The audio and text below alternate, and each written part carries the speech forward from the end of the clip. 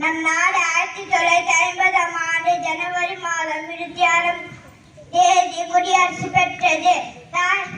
இந்திய வீரர்கள் ரத்தம் சிந்த வீர முழக்கம் தீக்குடி காத்து தம் இன்னுயிரிழந்து பெற்ற குடியுரிமை அதை காப்பது ஒவ்வொரு இந்தியர்களின் கடமை என்பதை மறவாது.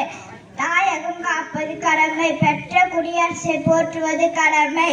அந்நியர் ஆட்சியை அகற்றிய நம் முன்னோர்கள் அனுபவித்த வழி வேதனை இயலமை ஏதேனும் நம் அறியும் தலைவர்கள் பிறந்தார்கள். தலைமை வலுப்பெற்றது, மக்களாட்சி ஏற்பட்டது. நமது 27வது குடியரசை கொண்டாடி மகிழ்வோம். நன்றி, வணக்கம்.